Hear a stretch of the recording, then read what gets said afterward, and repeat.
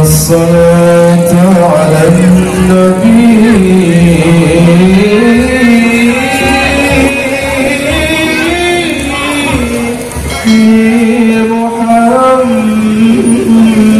محمد الدين لنا والحق لنا والعدل لنا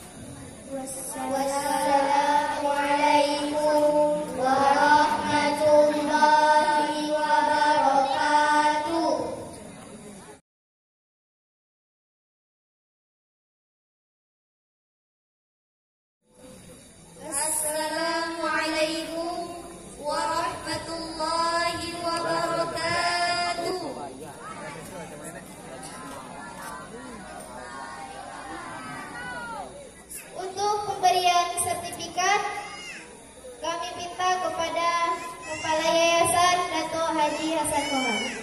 Kepada Dato kami persilahkan.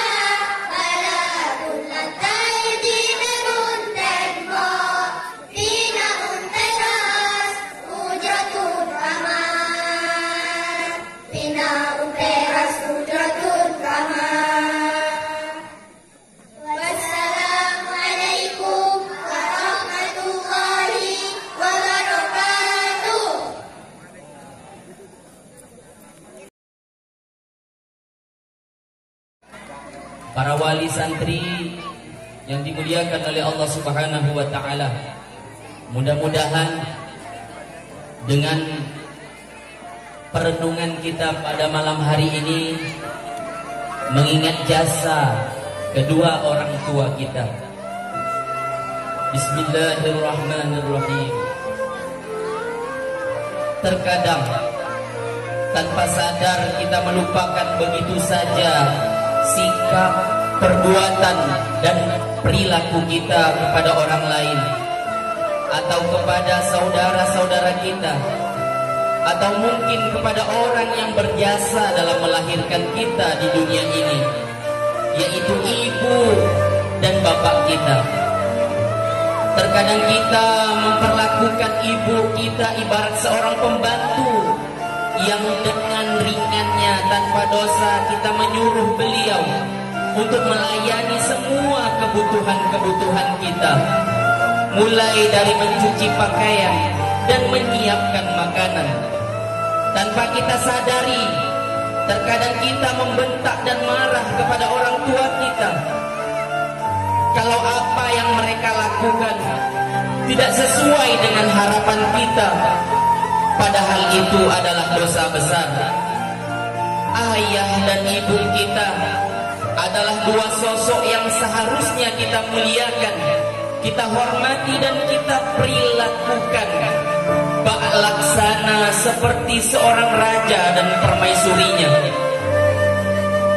yang kita siap sedia membantu meringankan beban hidupnya, meringankan pekerjaannya, bukan malah sebaliknya kita membuat mereka seolah-olah tak berhenti bekerja.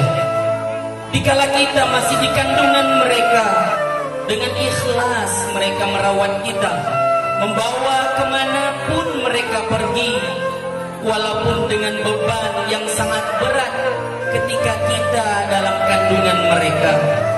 Belum lagi ketika mau melahirkan, seorang ibu meregang nyawa, berjuang antara hidup dan mati untuk bisa melahirkan kita ke dunia ini. Setelah lahir dengan selamat, kita pun disambut dengan riang gembira tanpa merasakan lagi sakit yang amat sangat ketika melahirkan kita. Seolah-olah sakit yang baru saja ia rasakan seketika sembuh dengan kehadiran kita. Bahkan untuk seorang anaknya, seorang ibu atau ayah kita rela mengorbankan semua harta bendanya dikala kita sakit atau di saat kita membutuhkan uang untuk melanjutkan jenjang pendidikan atau sekolah. Mereka dengan rela menjual harta benda yang mereka miliki agar anaknya bisa menjadi sukses, agar kita menjadi sukses dan berhasil.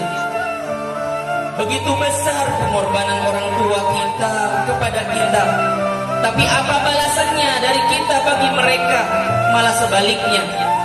Benarlah apa yang dikatakan peribahasa, air susu kita balas dengan air tuba. Ayah dan ibu kita menyayangi kita sepenuh hati, tapi kita menyayangi separuh hati. Padahal kita bisa membalas budi kepada kedua orang tua kita. Mana susu yang kita minum yang diberikan oleh ibu kita dengan ikhlas tanpa minta imbalan sedikit pun? Mana lauk pauk nasi yang kita makan setiap hari? Mana baju yang kita pakai setiap hari pula? Mana uang sekolah untuk memberi pakaian, untuk membeli alat-alat perlengkapan sekolah, dan uang jajan yang kita pakai untuk kesenangan kita? Dan mana masih banyak lagi yang seandainya ayah bunda kita minta imbalan dari semua yang telah mereka belikan, tentu kita tidak bisa membalasnya walaupun dengan uang banyak sekalipun. Salah satu bentuk kedurhakaan kita terhadap orang tua kita yang sering kita lakukan adalah dengan berkata-kata kasar. Padahal ibu selalu melayani kita, melayani kebutuhan kita walau kadang di luar kemampuannya, tetap dengan ridha dan ikhlas terhadap kita anak-anaknya, meski kadang mereka dalam keadaan sakit. Marilah dengan kegiatan wisuda juz 30 ini serta acara memperingati Maulid baginda Nabi besar Muhammad sallallahu alaihi wasallam, kita tunjukkan kemandirian kita, perubahan perilaku kita, sebagaimana Nabi Muhammad sallallahu alaihi wasallam, beliau yatim semenjak beliau dalam kandungan ibu. Beliau yatim sejak masih kecil 4 tahun. Tetapi kenapa beliau menjadi orang yang soleh? Tetapi kenapa beliau menjadi orang pilihan Allah subhanahu wa ta'ala, menjadi Nabi dan Rasul Allah subhanahu wa ta'ala? Semua itu beliau berikan karena memiliki akhlak dan cinta kepada kedua orang tuanya. Ingat, waktu kamu berumur 1 tahun, dia menyuapi dan memandikanmu. Sebagai balasannya kita menangis dan kencing setiap hari dan sepanjang malam di pangkuan ibu kita. Waktu kamu berumur 2 tahun, dia mengajarimu cara berjalan. Sebagai balasannya kau kabur saat ia memanggilmu. Waktu kamu berumur 4 tahun, dia memberimu pensil dan pena untuk mewarnai dan mengajarimu cara menulis. Sebagai balasannya anakku, kau coret-coret dinding rumah, kau coret-coret pakaiannya. Waktu kamu berumur 7 tahun, dia memberikanmu bola. Sebagai balasannya kau lemparkan bola ke jendela tetangga, sehingga dengan rela dia membayar uang tetangga. Waktu kamu berumur 10 tahun, dia mengantarkanmu kemana saja, mulai dari kolam renang sampai ke pesta ulang tahun. Sebagai balasannya, engkau bermain asyik dengan teman-temanmu sampai tidak dengar panggilan orang tuamu. Waktu kamu berumur 13 tahun, dia menyarankanmu untuk memotong rambut karena sudah pada waktunya. Sebagai balasannya, kau bilang, ibunda tidak tahu model dan gaya rambut.